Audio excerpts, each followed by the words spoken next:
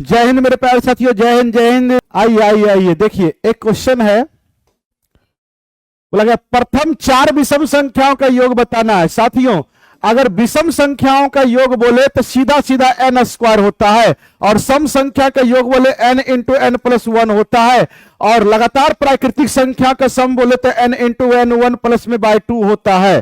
ध्यान रखना है, लगातार संख्याओं का योग बोले तो n into n plus 1 by 2 होता है। सम संख्या का योग बोले तो n इंटू एन प्लस 1 होता है, और विषम संख्या का योग बोले तो n स्क्वायर होता है। क्या होता है? n स्क्वायर होता है। प्रथम 4 विषम संख्या का योग बोला तो n स्क्वायर मतलब 4 का स्क्वायर 16। हमारा आंसर 4 का स्क्वायर में है, ए होगा।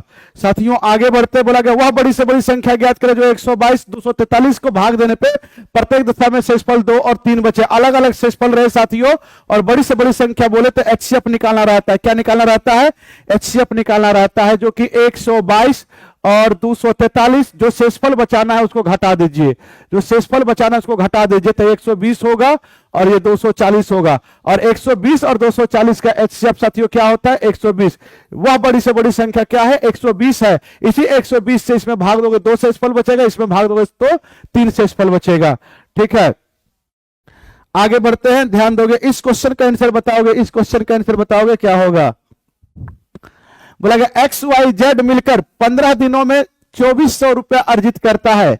बोला गया एक्स वाई जेड मिलकर 15 दिनों में 2400 रुपया अर्जित करता है, और एक्स और वाई मिलकर 16 दिनों में 1840 रुपया अर्जित करता है। वाई जेड मिलकर 18 दिनों में 1530 रुपया अर्जित करता है। तो वाई की दैनिक आय ज्ञात करें।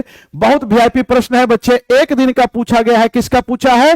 तो ध्यान रखना है, एक सर बहुत टाइम हो गया है। अच्छा सुनोगे, एक दिन का पूछा है किसका? तो वाई का पूछा है। देखोगे ये क्वेश्चन बहुत इंपॉर्टेंट है और दिमाग वाला क्वेश्चन है। नॉर्मली बनाते बनाते परेशान हो जाओगे, पसीना पसीना हो जाओगे, लेकिन क्वेश्चन बनाने में थोड़ा समय लगेगा। हम आपको बताना चाहते हैं कि x plus y plus z 15 दिनों का कितना है? 2400 रुपया है। तो एक दिनों का कितना होगा? तो 15 से भाग दे दीजिए, 15 एक ही 15, फिर कितना बच रहा है? तो सर जी अगर इसमें से घटाएंगे तो 90 बच रहा है। 15 छक्का 90, 160 रुपया। एक दिनों का एक्स वाई जेड तीनों का मजदूरी 160 रुपया। आगे बोला गया है एक्स प्लस वाई जो है इसकी 16 दिनों का मजदूरी कितना है? तो 1840 है। तो एक दिनों का कितना होगा? काट दोगे, 16 का ही 16 हो जाएगा साथियों। कितना होगा? 16 का ही 16, 2 बचा, फिर 16 का ही 16, 8 16 5 80, 115 रुपया हो जाएगा। 115 रुपया हो जाएगा। फिर वाई प्लस जेड का, वाई प्लस जेड का बोला गया 18 दिनों का कितना है? तो 1530 है। तो एक दिनों का कितना होगा? 18 से भाग दे देंगे तो 18 नंबर 62 कितना होता है? 162, 54, 54, 54, 18 8 44 से, 18 8 44 से अगर दोगे तो 18 55 90, 85 रुपया होगा। ठीक है, 85 हो जाएगा। तो पूछा किसका है? तो वाई का पूछा। तो वाई का कैसे निकालेंगे? अगर ये दोनों जोड़ देते हैं तो एक्स, सुनोगे, एक्स प्लस में वाई प्लस में जेड, और जेड के बार वाई के बार है तो 2 बार है, तो वाई को 2 बार लिखेंगे। 5 5 10 हो जाएगा, ये 8 और 1 9 1 10 हो जाएगा, 200 हो गया। और x plus y plus z की मान कितना है? 160 है। तो यहां से यहां इसका रखेंगे, 160 रखेंगे, तो वाई की मान आ जाएगा, उधर घटाओगे तो 40 रुपया हो जाएगा। आंसर क्या होगा? बी होगा। सिंपल क्वेश्चन, आंसर क्या होगा? बी होगा। एक बल्लेबाज अपनी 17 पारी में 87 रन बनाता है। बोला गया है उसकी बल्लेबाजी औसत रन 3 रन बढ़ जाती है। 17 पारी के पश्चात उसकी औसत रन कितना होगा? एक बात बताओ, 17वीं पारी में 87 रन बनाया, मान लो 16वीं पारी तक औसत हमारा x था, तो योगफल हो जाएगा 16 गुना x, इतना हुआ। और 17वीं पारी में 87 रन बनाया, तो ये टोटल 17 पारी का योगफल आ गया। तो बताओगे औसत होता है क्या? योगफल बटा संख्या 17 हो गया, और औसत में 3 बढ़ गया। औसत x माने थे, अब 3 बढ़ गया, तो ये हो जाएगा। इसको इधर लेके जाओगे, 16x प्लस में 87 और बराबर में कितना हो जाएगा? तो 17x और 17 51, इधर उधर करोगे तो x बराबर में ये इधर जाएगा, तो कितना? 6 और 3 36 हो गया। तो ये 16वीं पारी का 36 हो गया। 17वीं पारी का निकालना है, 17वीं पारी के पश्चात बोला है, तो 3 बढ़ गया, तो 36 3 कितना हो जाएगा? 39 औसत हो जाएगा। औसत क्या हो जाएगा? 39। आगे बढ़ते बोला 5 वर्ष पहले 4 लड़कों की औसत आयु 9 वर्ष थी, तो 5 वर्ष पहले 9 वर्ष थी, तो 5 वर्ष पहले तो अभी कितना होगा, तो 9 और 5 जोड़ देंगे 14, प्रेजेंट में 14 वर्ष हो जाएगा, 4 लड़का का था, योगफल हो जाएगा 14 चौका 56, उसमें एक आदमी शामिल हो गया तो औसत उम्र 15 हो गया, तो यानी कि 5 वर्ष का 15 75, तो बोला जो शामिल हुआ नए लड़की की औसत कितना, 75 में से 56 घटा दोगे आ जाएगा, 15 में से 6 जाएगा तो 9 होगा, एक 19 वर्ष का लड़का था। कितने वर्षों का था, 19 वर्षों का था। ये सिंपल क्वेश्चन था। बोला गया कि 20 मीटर लंबे खंभे पर एक कीड़ा 1 मिनट में 1 मीटर चढ़ता है और अगले मिनट में 1/3 मीटर नीचे फिसल जाता है, तो ज्ञात कीजिए कि कितने मिनट में यह खंभा पर पहुंच जाएगा। देखो उसकी क्षमता है 1 मिनट में 1 मीटर चढ़ने का, तो चढ़ाना है 20 मीटर, तो 20 मीटर से पहले 1 घटा दो, ये सेपरेट करने के लिए आप 19 मीटर ही चढ़ाओ। आप 1 मिनट में 1 मीटर ऊपर चढ़ता है और 1/3 मीटर नीचे फिसल जाता है, तो बचा कितना, तो हो जाएगा सर 1 में से 1/3 फिसल गया तो 2/3, मतलब टोटल 2 मिनट का समय लगा और 2/3 मीटर ऊपर चढ़ा है।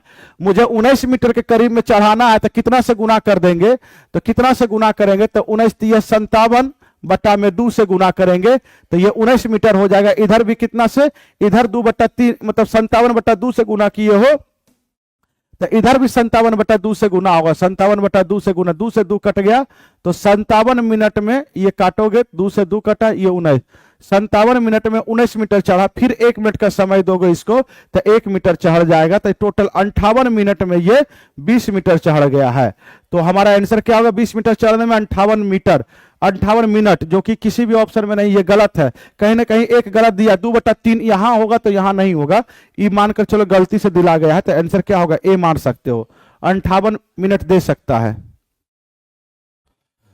बोला गया एक परीक्षा में 30% विद्यार्थी गणित में फेल हुआ, जब भी ऐसा क्वेश्चन रहे तो वेन डायग्राम के दो आप बनाओ घर, ये कॉमन पार्ट्स बनाओ। मैथ्स में बोला गया 30% जो है फेल किया गया है और 35% जो है, सुनोगे, बोला गया 30% गणित में फेल हुए, 35% इंग्लिश में फेल हुए, तो 35% इंग्लिश में फेल हुए, दोनों में 25%, यही दोनों का घर है।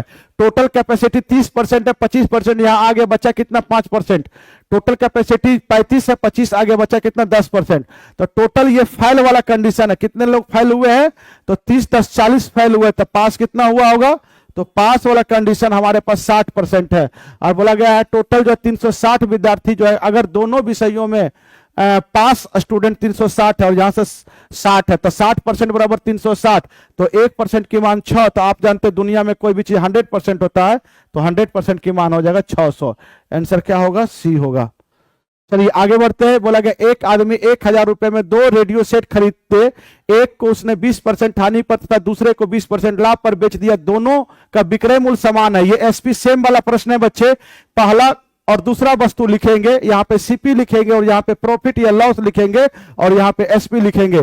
साथियों 20% का लाभ होता है पहला वस्तु पे, तो पहला वस्तु पे 20% का हानि, इसका फ्रैक्शन मान 1/5 होता है, मतलब 5 में वस्तु को खरीदा, 1 की हानि 4 में बेच दिया। दूसरे वस्तु पे 20% का लाभ हुआ तो 1/20, मतलब 5 में वस्तु को खरीदा, 1 का लाभ किया, 6 में बेच दिया। वह दोनों का विक्रय मूल्य समान है। ये 4 और 6 को समान करने के लिए इसकी एलसीएम लेंगे तो कितना हो जाएगा, इसकी एलसीएम लेंगे तो कितना हो जाएगा, 12 होगा। तो 12 बनाने के लिए 4 को क्या करना पड़ेगा, 3 से गुना, इसको 2 से गुना, इधर भी 2 से, इधर भी 2 से, इधर 3 से तो इधर भी 3 से। इसकी विक्रय मूल्य हमारा क्रय मूल्य आ गया 15 रुपया, इसकी क्रय मूल्य आ गया 10 रुपया। दोनों का क्रय मूल्य जोड़ दोगे तो 25 रुपया हो जाएगा। क्वेश्चन के अनुसार कितना है, 1000 है, 25 बराबर में 1000 हो जाएगा, 1 बराबर में कितना हो जाएगा, 40 हो जाएगा। साथियों पूछा गया 20% हानि पर जो वस्तु बेच रहा है उसकी क्रय मूल्य कितना है, तो 15 रुपया है, तो 15 की मान हो जाए 15 चौका 60, ये हो जाएगा। आंसर क्या होगा, बी होगा। आज के क्लासेस यहीं पर समाप्त होता है बच्चे, फिर मिलते हैं आपसे नेक्स्ट क्लास में। Thank you. पहला क्वेश्चन क्या है,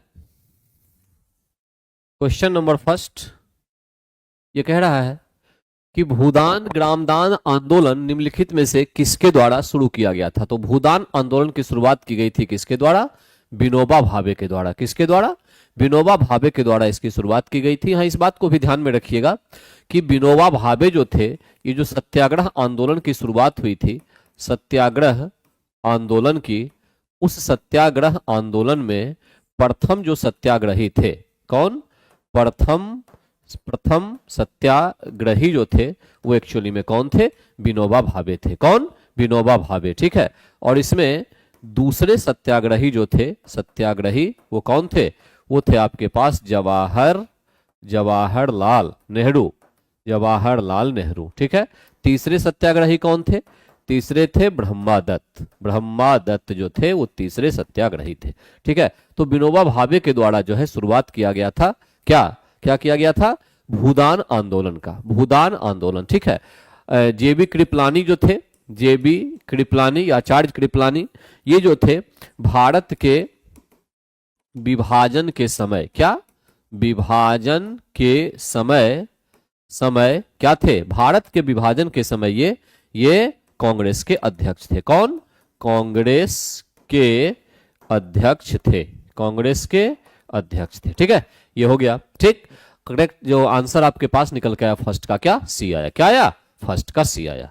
सेकंड पे आइए, निम्नलिखित में से कौन दादा भाई नौरोजी के उत्सारण सिद्धांत में विश्वास नहीं करता था? तो ये थे आपके पास सर सैयद अहमद खां। सर सैयद अहमद खां का मानना था कि दादा भाई नौरोजी ने जो सिद्धांत दिया है धन निष्कर्षण का सॉरी, धन निष्कर्षण का सिद्धांत, वो बिल्कुल सही नहीं है। ठीक है, बिल्कुल सही नहीं है। आरसी दत्त ने इकोनॉमिक हिस्ट्री ऑफ इंडिया नामक पुस्तक लिखी थी और ये भारत के आर्थिक इतिहास पर लिखी गई प्रथम पुस्तक मानी जाती है। ठीक है, पहली पुस्तक जो भारत के इतिहास, आर्थिक इतिहास पर, इकोनॉमिक हिस्ट्री पे लिखी गई है ना, ये पहली पुस्तक economic history of India R C Dutt मानी जाती है। दादा भाई नौरोजी ने धन निष्कर्षण का सिद्धांत दिया था। दादा भाई नौरोजी प्रथम भारतीय थे, प्रथम भारतीय जो क्या, जो ब्रिटिश पार्लियामेंट के लिए चुने गए थे, ब्रिटिश संसद के लिए चुने गए थे, ब्रिटिश संसद के लिए चुने जाने वाले। ठीक है, ये प्रथम व्यक्ति थे। कौन? दादा भाई नौरोजी। किस दल से चुने गए थे ऐसा भी पूछा जाता है। दल का नाम क्या था? उदारवादी दल, लिबरल पार्टी, उदारवादी दल की ओर से ये चुने गए थे। ठीक है, क्वेश्चन नंबर 3 पे आइए। भारत को ब्रिटिश नियंत्रण से मुक्त करने के लिए भारतीय राष्ट्रीय सेना, इंडियन नेशनल आर्मी का गठन किया गया था। किसके द्वारा? ये कैप्टन मोहन सिंह के द्वारा किया गया था। इनके आगे लगा हुआ था कैप्टन, कैप्टन मोहन सिंह। कहां? टोक्यो में इन्होंने, टोक्यो में उसकी स्थापना की थी। बाद में चल के सुभाष चंद्र बोस जो हैं उनको इसका नियंत्रण दे दिया गया था। ठीक है, Indian independence league, Indian independence league की स्थापना जो है, लीग की स्थापना की गई थी रास बिहारी बोस के द्वारा। ठीक है, कहां? सिंगापुर में। कहां की गई थी? सिंगापुर में। और फिर सिंगापुर में ही इंडियन इंडिपेंडेंस लीग और ये जो भारतीय आईएनए है, इन दोनों को सौंप दिया गया था। किसको? सुभाष चंद्र बोस को। सुभाष चंद्र बोस के नेतृत्व में ये फिर दोनों काम आगे हुआ था। सुभाष चंद्र बोस ने सिंगापुर में ही 21 अक्टूबर 1943 को, ठीक है, प्रोविजनल गवर्नमेंट ऑफ इंडिया की स्थापना की थी।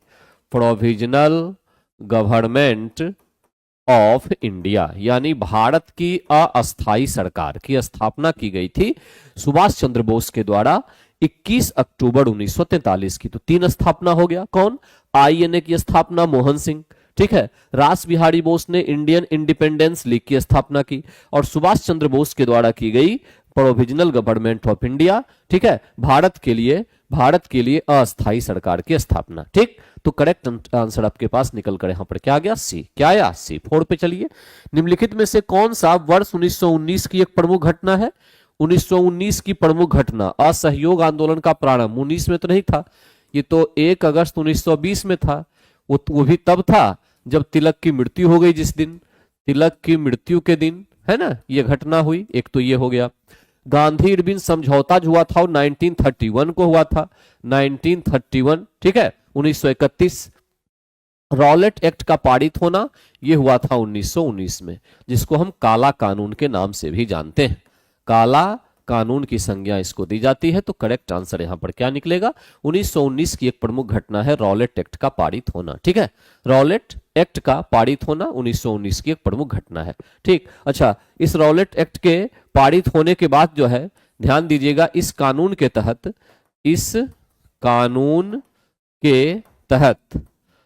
जो है बिना मुकदमा चलाए किसी को भी जेल में डाला जा सकता था। जेल में डाला जा सकता था, ये एक्चुअली में बात थी, लेकिन वो कंफर्म हो नहीं पाए। ये जो है इस डालने की बात हुई थी, ये था रॉलेट एक्ट। और इस रॉलेट एक्ट के कारण ही जालियांवाला बाग जैसी घटना भारत में हुई थी, विभत्स घटना। जालियांवाला बाग जो है ये घटना घटित हुई थी, जिस जालियांवाला बाग का डेट था 13 अप्रैल 1919, है ना, जिसमें, ठीक है, रविंद्रनाथ टैगोर ने नाइटहुड की उपाधि वापस कर दी थी। कब? जालियांवाला बाग हत्याकांड में ही। तो करेक्ट आंसर आपके पास 4 का निकला क्या? सी। क्या निकला? 1919 की प्रमुख घटना क्या है? रॉलेट एक्ट का पारित होना। और 1919 की ही घटना है जालियांवाला बाग की घटना भी, ये भी तो 1919 में हुआ था ना, है ना। तो जालियांवाला बाग भी 1919 से संबंधित। 1928 में हिंदुस्तान सोशलिस्ट रिपब्लिकन एसोसिएशन की स्थापना में 2 व्यक्ति का नाम आता है। एक आता है चंद्रशेखर आजाद, वैसे तो और बहुत सारे लोग थे इसमें शामिल, और दूसरे एक आते हैं भगत सिंह। ठीक है, दोनों ने मिलकर कहा फिरोज शाह कोटला में, कोटला यानी दिल्ली में इसकी स्थापना की थी। किसकी? 1928 में हिंदुस्तान सोशलिस्ट रिपब्लिक एसोसिएशन की स्थापना की थी। और अगर यहां से सोशलिस्ट शब्द को निकाल लिया जाए तो केवल बचेगा हिंदुस्तान रिपब्लिक एसोसिएशन, है ना, हिंदुस्तान रिपब्लिक एसोसिएशन। और इसकी जो स्थापना हो रही है ये हो रही है 1924 को। कब? 1924 को, है ना, सचिंद्रनाथ सान्याल के द्वारा। किसके द्वारा? सचिंद्रनाथ सान्याल के द्वारा इसकी स्थापना की गई। ठीक है, किसकी? हिंदुस्तान रिपब्लिक एसोसिएशन की। सचिंद्रनाथ सान्याल जो है, इन्होंने बंदी जीवन नाम का पुस्तक लिखा था। क्या? बंदी जीवन नामक जो है पुस्तक इन्होंने लिखा था। ठीक है, कौन? सचिंद्रनाथ सान्याल ने।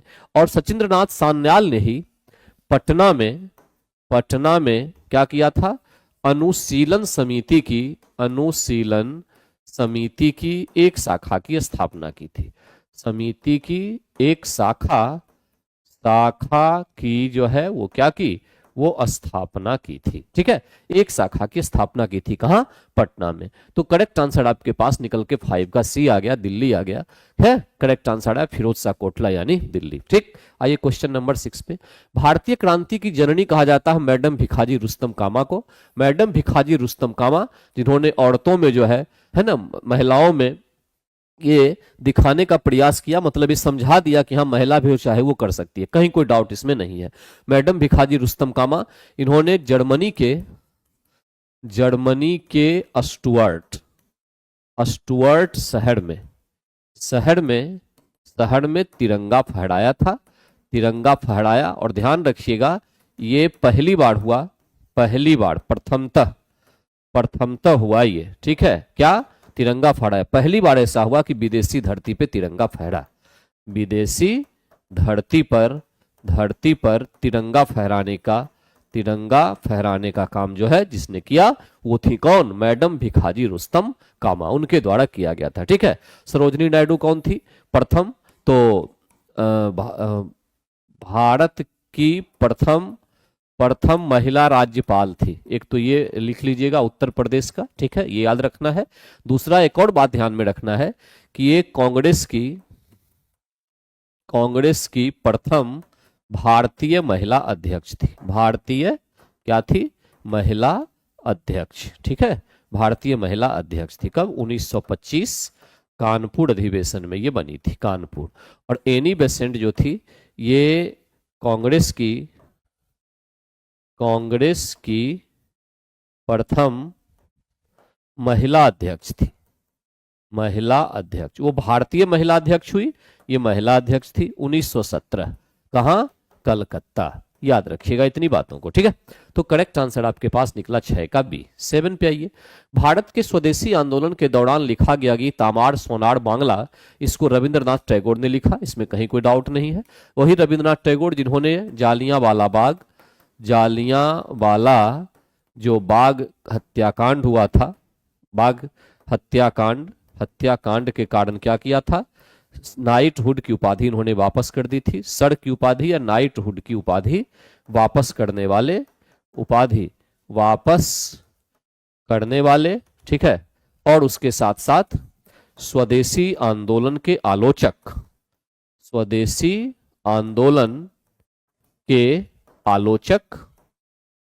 आलोचक गांधी जी को महात्मा की उपाधि देने वाले, महात्मा की उपाधि गांधी जी को देने वाले है ना, कौन, ये रविंद्रनाथ टैगोर। इन्होंने लिखा था क्या आमार सोनार बांग्ला, जो बाद में चल के बांग्लादेश का क्या बन गया, राष्ट्रीय गान बन गया, ठीक है ना। आज बांग्लादेश उछल कूद रहा है, लेकिन ध्यान दीजिएगा कि ये सारा काम जो है बांग्लादेश में भारत का हिस्सा था, एक छोटा सा। और रविंद्रनाथ टैगोर की लिखी हुई जो है कहानी स्वतंत्रता संग्राम में, वही उसका राष्ट्रगान है, ठीक है ना, ध्यान दीजिएगा इस बात पे। निम्न में से कौन सा युग्म सुमेलित है? विनोबा भावे द्वितीय व्यक्तिगत सत्याग्रही, अभी बताया था, द्वितीय नहीं बल्कि प्रथम व्यक्तिगत सत्याग्रही, ठीक है। द्वितीय जवाहरलाल नेहरू है। CR दास देश बंधु कहलाते हैं, बात सही है, यही सही हो गया, तो गलत हो गया। विलियम वेडरबर्न 1907 के कांग्रेस का सभापति नहीं, बल्कि इसमें तो रास बिहारी घोष थे ना, 1907 में तो थे रास बिहारी घोष, जब सूरत का अधिवेशन हुआ था और उसमें विभाजन हुआ था। विलियम वेडरबर्न जो है 1894 में, ठीक है, क्या कांग्रेस के अध्यक्ष बने थे, कब, 1894 में कांग्रेस के अध्यक्ष बनाए गए थे, ठीक है। और प्रथम यूरोपियन अध्यक्ष कब बना था? प्रथम यूरोपियन अध्यक्ष ये बनाए गए थे कौन, जॉर्ज यूले, कौन, जॉर्ज यूले, कब, 1888, कहां, इलाहाबाद, ठीक है, इलाहाबाद, ठीक। तो करेक्ट आंसर यहां पर निकला क्या, 8 का बी। क्या निकला, 8 का करेक्ट आंसर आपके पास क्या निकल के आया, ये निकल के आया आपके पास बी। 8 का करेक्ट आंसर आपके पास क्या आ गया, ये बी आ गया, ठीक है। अब आइए क्वेश्चन नंबर आते हैं उसके बाद 9 की तरफ, ठीक है। 9 की तरफ ये क्या करा जाए, इसको देखा जाए। 9, निम्नलिखित में से भारत में अक्टूबर की गर्मी का मुख्य कारण क्या है? देखिए, अक्टूबर के टाइम में स्थिति ऐसी होती है, ठीक है, कि बारिश का लगभग खत्म हो चुका होता है, थोड़ा थोड़ा हल्की हल्की बारिश की कंडीशन होती है, और उसमें क्या होता है कि पर्यावरण में आर्द्रता ज्यादा होती है। क्या आर्द्रता, ह्यूमिडिटी। और वो ह्यूमिडिटी क्या करता है कि वाष्पीकरण को रोकता है, वाष्पीकरण को कम करेगा, है ना, वाष्पीकरण को कम करेगा, क्योंकि पहले से ही वायुमंडल में वाटर वेपर मौजूद है, तो हवा में जगह ही नहीं है कि हमारे शरीर का जो पानी है वो वेपर बन के निकले। तो जब वाष्पीकरण नहीं होगा तो उसके कारण से क्या होगा, हमें गर्मी का अनुभव होगा, क्योंकि वाष्पीकरण जहां भी होती है, वाष्पीकरण जहां होती है वहां पे ठंडक होती है, ठीक ना, क्योंकि वो उष्मा को लेके और तब जो है पानी वाष्प बनता है। तो करेक्ट आंसर यहां पर हुआ कि ह्यूमिडिटी हाई होती है, जिसके कारण से जुड़ा उच्च तापमान होता है, और यही जो हमें गर्मी का एहसास दिलाता है, परेशान कर देता है। तो 9 का करेक्ट आंसर आपके पास क्या निकला, ये बी निकला, ठीक है। यहां ध्यान रखिएगा कि जो रिलेटिव ह्यूमिडिटी होती है, क्या, रिलेटिव ह्यूमिडिटी, सापेक्षिक आर्द्रता जिसको कहते हैं, सापेक्षिक आर्द्रता, इसको जो है एक्चुअली में प्रतिशत में मापते हैं, याद रखिएगा, प्रतिशत में मापा जाता है। रिलेटिव ह्यूमिडिटी को किस में मापा जाता है, प्रतिशत में मापा जाता है, ठीक है, याद रखिएगा। क्वेश्चन ये वेरी वेरी इंपॉर्टेंट पॉइंट है, ध्यान रखना है इस बात। 10 पे आइए। निम्नलिखित में से कौन सी परिकल्पना सिद्धांत ब्रह्मांड की उत्पत्ति की व्याख्या करती है? ब्रह्मांड की उत्पत्ति से संबंधित है महाविस्फोट या बिग बैंग थ्योरी, सबसे विश्वसनीय थ्योरी यही है, ठीक है। किसने दिया था, जॉर्ज लेमेंटेयर के द्वारा दिया गया था। किसके द्वारा, जॉर्ज लेमेंटेयर के द्वारा ये दिया गया था, ठीक है, कि आज से 15 अरब वर्ष पहले, कब, बिग बैंग की घटना क्यों हुई थी, वर्तमान समय से लगभग 15 अरब वर्ष पहले ये हुई थी, ठीक है। और पृथ्वी जो है ये लगभग 4.5 अरब वर्ष पहले अरब वर्ष जो है पहले इसका निर्माण हुआ था, ऐसा कुछ माना जाता है वैज्ञानिकों के द्वारा। पूरी तरह से बात तो सही नहीं है, एक अनुमान के तौर तरीके कैलकुलेशन ये कहता है। तो 15 अरब वर्ष पहले जो है वो बिग बैंग सिद्धांत, महाविस्फोट सिद्धांत आया था, जॉर्ज लेमेंटेयर के द्वारा दिया गया था। सबसे विश्वसनीय सिद्धांत होता है, ठीक है, सबसे विश्वसनीय। तो करेक्ट आंसर 10 का क्या निकला? सी निकला, ठीक है। ब्रह्मांड की उत्पत्ति की व्याख्या यही जॉर्ज लेमेंटेयर का सिद्धांत करती है, ठीक है। सिद्धांत ये जो है जॉर्ज लेमेंटेयर का करती है, ठीक। आइए क्वेश्चन नंबर नेक्स्ट पे चलें। नेक्स्ट जो क्वेश्चन हमारे पास है वो कह रहा है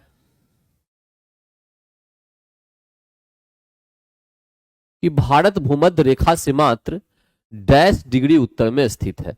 जब आप भूमध्य रेखा की बात करते हैं तो 0 डिग्री किसकी बात करते हैं? अक्षांश की बात करते हैं ना, अक्षांश। तो भारत को अगर हम लें, भारत को, तो यहां पे दो चीजें देखा जाएगा।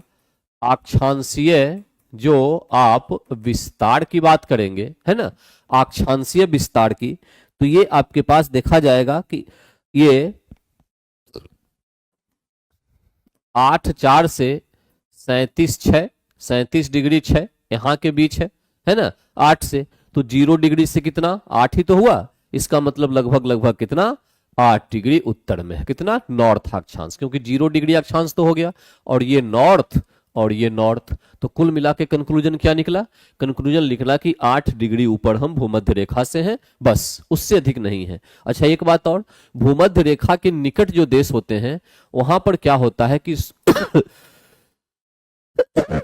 सूर्य का प्रकाश हमेशा एक समान ही लगभग रहता है। एक समान रहने का मतलब गर्मी वहां बहुत अधिक होगी। इसका मतलब यह हुआ कि साउथ और नॉर्थ इंडिया की अगर बात करें तो जो आपके पास साउथ इंडिया है, दक्षिण भारत है, दक्षिण भारत है ना, इसका जो मॉनसून होगा, जो इसका मौसम होगा, वो नॉर्थ इंडिया की तुलना में ज्यादा क्या होगा? गर्म होगा, क्योंकि ये भूमध्य रेखा के पास है। यानी उष्ण कटिबंधीय जो है, कटिबंधीय स्थिति कहां होगी? मुख्य रूप से देखा जाए तो उष्ण कटिबंधीय स्थिति दक्षिण भारत में होगी, और उत्तर भारत जो होगा वो आपको थोड़ा सा इससे कम गर्मी वाला होगा, उसको उपोष्ण कहेंगे, है ना, उपोष्ण कटिबंधीय कहेंगे। लेकिन जब मौसम की पूरी बातचीत आती है तो हम सीधे सीधे कह देते हैं कि भारत का जो है वो लगभग उष्ण कटिबंधीय स्थिति है, ठीक है, टोटल। लेकिन रियल में देखा जाए तो उष्ण कटिबंधीय साउथ इंडिया की होनी चाहिए, और भारत में, उत्तरी भारत में थोड़ी सी कम इससे, यानी उपोष्ण कटिबंधीय वाली स्थिति होनी चाहिए, ठीक है, ठीक। तो ये वाला पूरा पॉइंट जो है ये 11 का करेक्ट आंसर निकला क्या? 8। क्या निकला? 8 निकला, ठीक है। आइए क्वेश्चन नंबर 12 की ओर। एक हिटलर है, करंट अफेयर ऐड कीजिए। कहां ऐड कर ले करंट अफेयर भाई?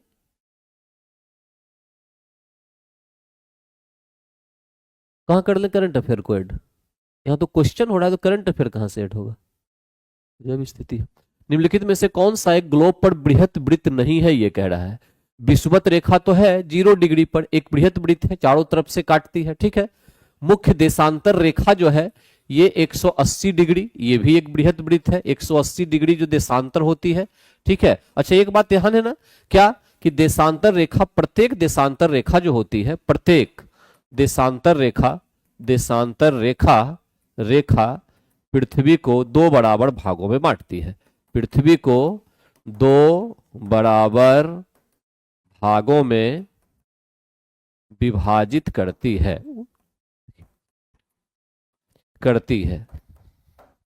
ये तो एक पॉइंट हो गया। प्रत्येक देशांतर रेखा पृथ्वी को 2 बराबर भागों में विभाजित करती है, एक मुख्य। तो 180 डिग्री देशांतर, ये भी अपने आप में एक स्पेशल वृत्त हो गया। विषुवत रेखा, यह भी पृथ्वी को 2 बराबर भागों में बांटती है। एकमात्र अक्षांश, याद रखिएगा, एकमात्र अक्षांश रेखा जो पृथ्वी को, अक्षांश रेखा जो पृथ्वी को 2 बराबर भागों में बांटे, वो कौन सी है? वो विषुवत रेखा है, ठीक है। 2 बराबर भागों में बांटती है, वो क्या होती है? वो विषुवत रेखा होती है। क्या होती है? विषुवत रेखा होती है, ठीक है। 60 डिग्री उत्तर अक्षांश रेखा ऐसा कुछ नहीं है, अगर कुछ है भी ये तो 66 1/2 डिग्री है, जो आर्कटिक वृत्त कहलाता है। क्या कहलाता है ये? आर्कटिक वृत्त, है ना, आर्कटिक वृत्त। और उसी तरह से नॉर्थ में हो गया ये, और 66 1/2 डिग्री साउथ लेंगे तो अंटार्कटिक वृत्त को हम इसको कह सकते हैं, अंटार्कटिक वृत्त के रूप में इसको कहा जा सकता है। ये तो कुछ होता नहीं 60 डिग्री, तो करेक्ट आंसर यहां पर 12 का क्या निकला, सी निकला। ठीक है, क्या निकला, सी। अब यहां पे जरा मिलाइए, धारवाड़ चट्टान क्या कह रहा है कि बिहार की भौगोलिक संरचना के बारे में कह रहा है। ठीक है, धारवाड़ चट्टान प्रणाली ये एक्चुअली में मुंगेर में पाया जाएगा, दक्षिण बिहार में। मैं कई बार बता चुका हूं, खड़गपुर की पहाड़ी जो होगी, खड़गपुर, वो इसी का हिस्सा होगी। ठीक है, और ये सबसे पुराने आर्कियन रॉक सिस्टम का हिस्सा है। थर्ड करेक्ट आंसर, सबसे पुराना यही है बिहार का, थर्ड। ठीक है, आर्कियन का।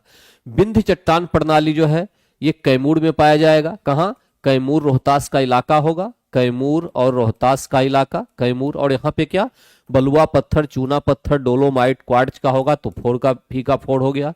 क्वार्टरनरी, क्वार्टरनरी जो हो गया ये आपका हो गया गंगा का मैदान, है ना, जो मैदान गंगा का हो गया वो एक्चुअली में क्या हो गया, क्वार्टरनरी। मिट्टी का तीव्र जमाव, एक हो गया, ये एक हो गया क्वार्टरनरी।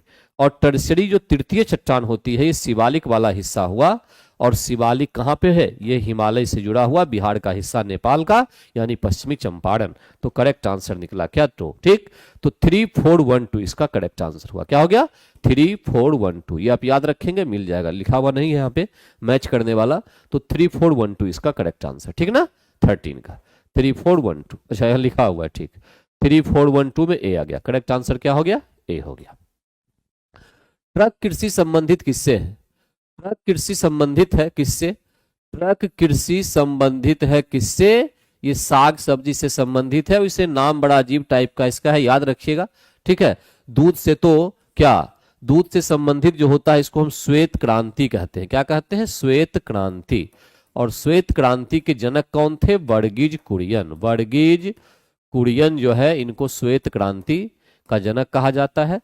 हरित क्रांति की जहां तक बात थी तो उस हरित क्रांति के जनक जो है ये थे MS स्वामीनाथन।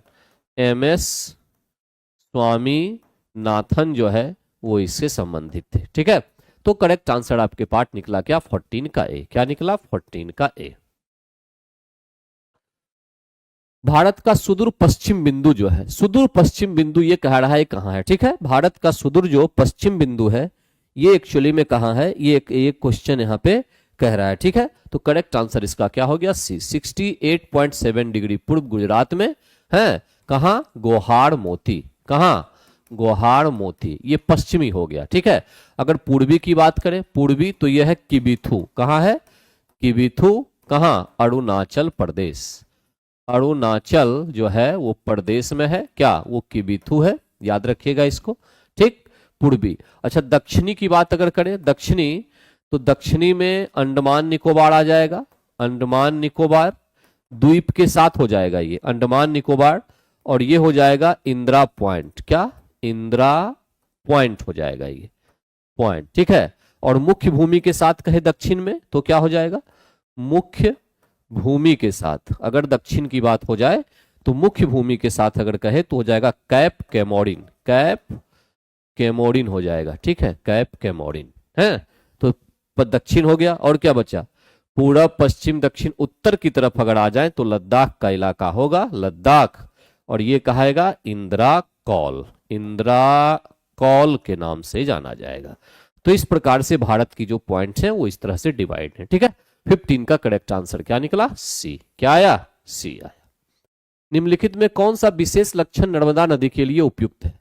नर्मदा नदी के लिए उपयुक्त विशेष लक्षण जो है, हिमानी का तो कुछ मतलब नहीं है, ज्वालामुखी है नहीं, संरचनात्मक मूल है, सी करेक्ट आंसर है। संरचनात्मक मूल का बेसिकली स्ट्रक्चर ये मतलब है कि नर्मदा नदी जो है एक विशेष प्रकार के भ्रंश घाटी से होकर बह रही है। ठीक है, और ये कहां, विंध्य और सतपुड़ा, विंध्य एवं सतपुड़ा के मध्य बहती है। सतपुड़ा के मध्य जो है ये बहती है, एक तो पॉइंट ये हो गया। ठीक है, विंध्य एवं सतपुड़ा के मध्य बहती है, भ्रंश घाटी से होकर बहती है, भ्रंश घाटी से होकर बहती है, काटती है, होकर बहती है। इन दोनों पॉइंट को जोड़ दिया जाए तो यही हमें मिलेगा संरचनात्मक मूल के रूप में। एक स्ट्रक्चरल जो है कंडीशन है इसका नर्मदा नदी के साथ। ठीक है, ये कहां से निकलती है, अमरकंटक से निकलती है, अमरकंटक से निकलती है, से इसका ओरिजिन है और पश्चिम की ओर ये बहती है।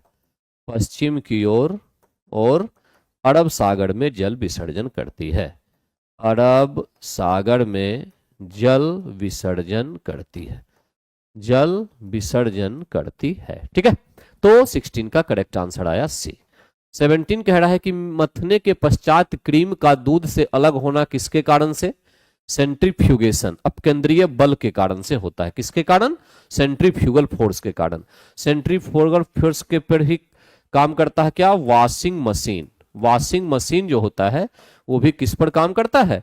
वॉशिंग मशीन सेंट्रीफ्यूगल फोर्स पे। ठीक है, और अगर सेंट्रीपिटल अभिकेंद्रीय की बात करें तो क्या हो जाएगा? अभिकेंद्रीय बल का उदाहरण क्या हो जाएगा? अभिकेंद्रीय बल का उदाहरण हो जाएगा क्या? सूर्य के चारों ओर पृथ्वी का घूमना। सूर्य के चारों ओर ग्रह का घूमना, ग्रह में सारे पृथ्वी आ गए। ठीक है, पृथ्वी से और सारे ग्रह आ गए।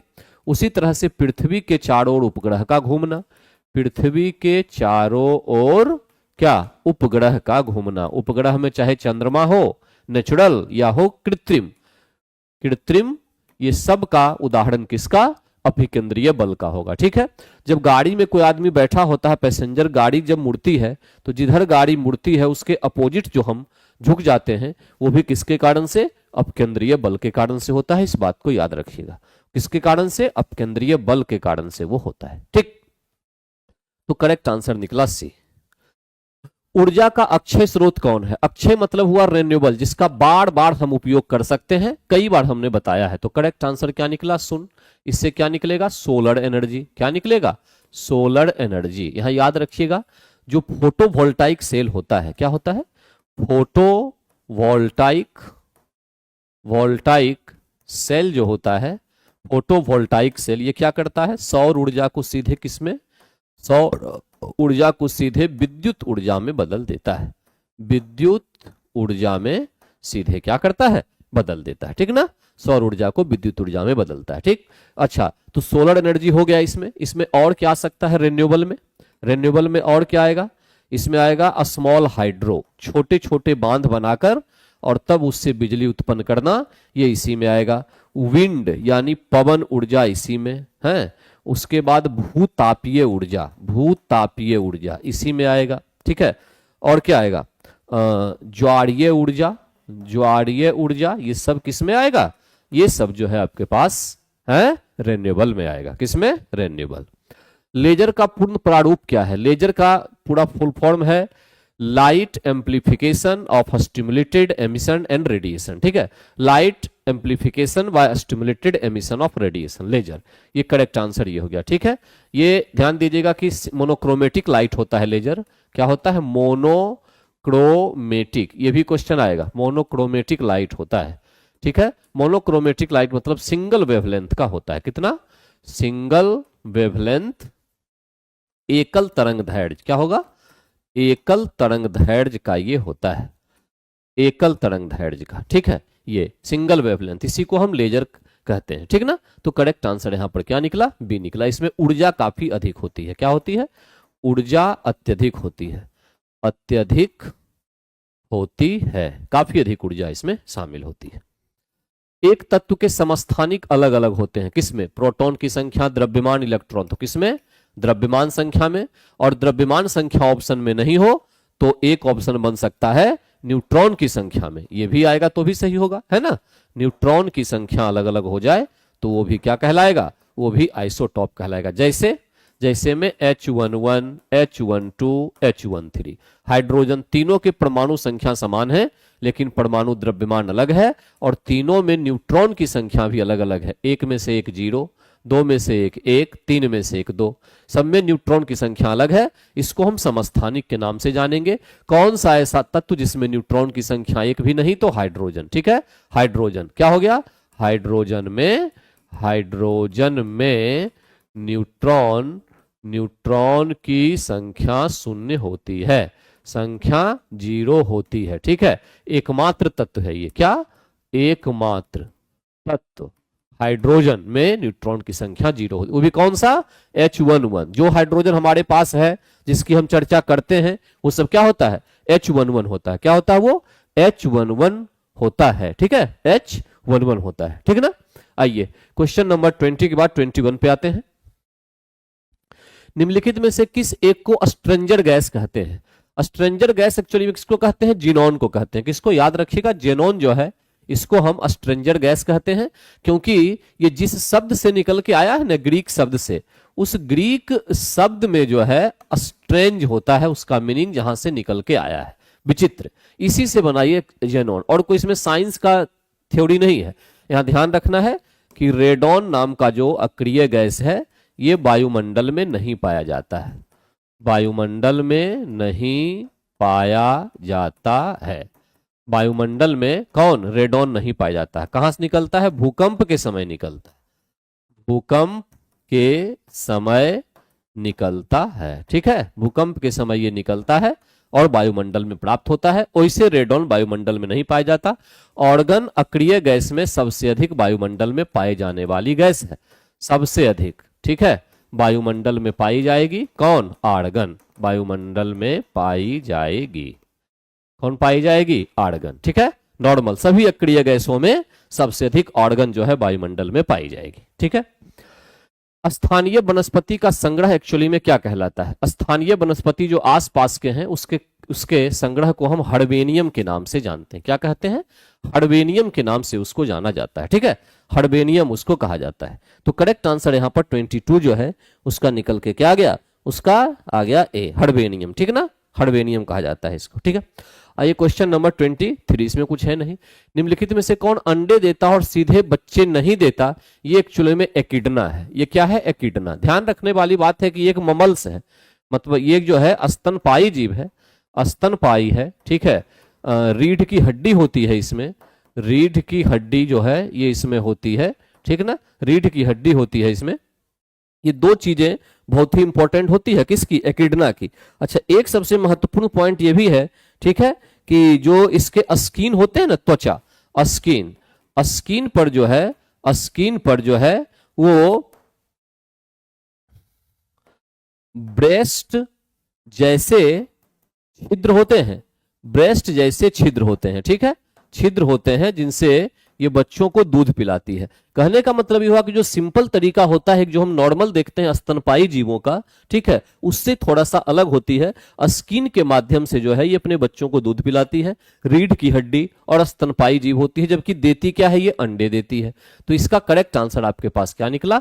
एकिडना निकला। ठीक है, और कंगारू क्या होते हैं? अविकसित बच्चों को जन्म देते हैं, अविकसित बच्चे को जन्म देते हैं कंगारू, और फिर उनके यहाँ एक थैला बना होता है जिसमें वो बच्चा जो है रहता है और धीरे धीरे करके विकास करता है, और विकास करते करते करते करते जो है, ठीक है, ठीक, और ये जो है विकसित बच्चे जो है फिर ये विकास करके आगे बढ़ जाते हैं। ठीक ना, तो 23 का करेक्ट आंसर आपके पास निकला ए। क्या निकला? 23 का ए निकला। 24 कह रहा है कि उड़ने उड़ने वाला एक्चुअली में स्तनपाई कौन है? मतलब एक ऐसा ममल्स जो उड़ सकता है, तो कौन है वो? चमगादड़। क्या है? बैट, चमगादड़। ये उड़ने वाला स्तनपाई कहलाता है। चमगादड़ जो है, ध्यान रखिएगा, ये अपने में से अल्ट्रासोनिक, अल्ट्रासोनिक वेव, यानी जिसको हम पराश्रव्य तरंग कहते हैं, उसको उत्पन्न करता है। क्या? पराश्रव्य तरंग को उत्पन्न करता है, जिसके सहारे वो चलता है। देखने की क्षमता इसकी बहुत कम होती है। और ये भी ध्यान रखिएगा, चमगादड़ को देख के ही दो चीजें बनाई गई है दुनिया में, रडार और सोनार। ये दोनों चीजें बनी है ना, ये चमगादड़ को ही देख के बनाई गई है। किसको? चमगादड़ को देख के। रडार और सोनार, ये दोनों। रडार में उपयोग क्या होता है? रेडियो तरंग। क्या? रेडियो तरंग का उपयोग रडार में होता है। और सोनार में किसका उपयोग होता है? सोनार में उपयोग होता है अल्ट्रासोनिक वेव का, पराश्रव्य तरंग का। सोनार का उपयोग समुद्र की गहराई, समुद्र की गहराई हो गई, इसको मापने के लिए, या समुद्री में जांच, समुद्री जांच में भी इसका, समुद्र के अंदर जो है जांच करने के लिए सोनार का उपयोग किया जाता है। ठीक है, पनडुब्बी जो होती है, सबमरीन, सबमरीन, सबमरीन, इसमें किसका उपयोग होता है? इसमें सोनार का उपयोग किया जाता है। ठीक है, सोनार का इसमें उपयोग किया जाता है। करेक्ट आंसर 24 का निकला क्या? सी। क्या निकला? 24 का करेक्ट आंसर सी निकला।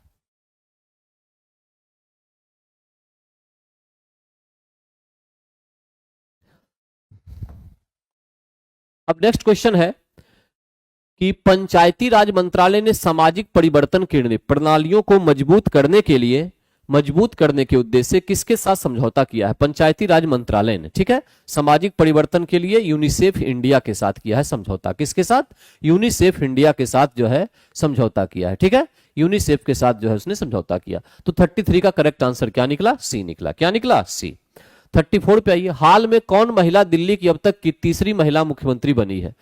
पहली दूसरी कौन कौन थी? एक तो थी सुषमा स्वराज, फिर बनी शीला दीक्षित, और अभी है आतिशी मारलेना। आतिशी मारलेना, ठीक है।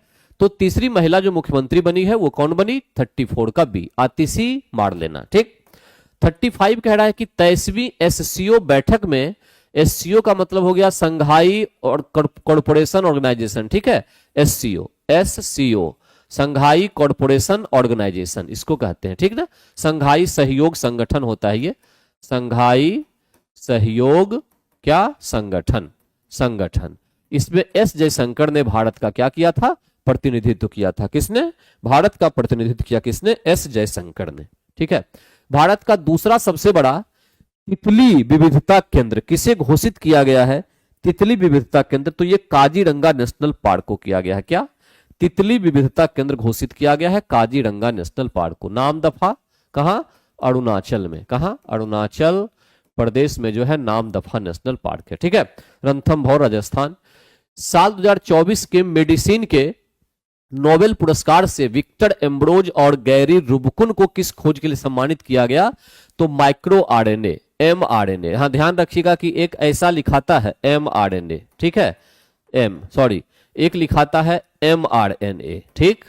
यहां पे लिखा हुआ है एमआईआरएनए, ये माइक्रो है, और ये होता है मैसेंजर आरएनए, मैसेंजर आरएनए ये होता है। क्या होता है? मैसेंजर आरएनए, ठीक ना, मैसेंजर आरएनए होता है, ठीक। तो यहां पे ध्यान दीजिएगा कि करेक्ट आंसर निकला यहां पे क्या? बी, 37 का बी निकला। फेबिना मिस इंडिया 2024 का खिताब जीता किसने? निकिता पोडवाल ने। फेमिना मिस इंडिया 2024 का खिताब निकिता पोडवाल ने जीता, ठीक है। 39 है कि हाल ही में कोयले से विद्युत उत्पादन बंद करने वाला देश, दुनिया का पहला देश कौन है? यूके है। कौन? यूनाइटेड किंगडम ने कहा है कि कोयले से हम बिजली अब नहीं बनाएंगे, सारे उसके संयंत्र को उसने बंद करने का निर्णय लिया है। और भारतीय फुटबॉल टीम फीफा रैंकिंग 2024 में, 2024 की बात अगर करें तो ये एक्चुअली में 125वें स्थान पर है, ठीक है। कुल 1 अरब 40 करोड़ से ज्यादा की आबादी वाला देश है, और रैंकिंग जो है फुटबॉल में हमारा लगभग उतना ही 125वें के आसपास है, ठीक ना। तो 40 का करेक्ट आंसर आपके पास क्या है? ए है। क्या है? 40 का करेक्ट आंसर जो है वो आपके पास ए है, ठीक है। तो आज के डिस्कशन को यहीं तक खत्म करते हैं, अगले क्लास में मिलेंगे फिर एक नए डिस्कशन के साथ। तब तक के लिए thank you very much, good night.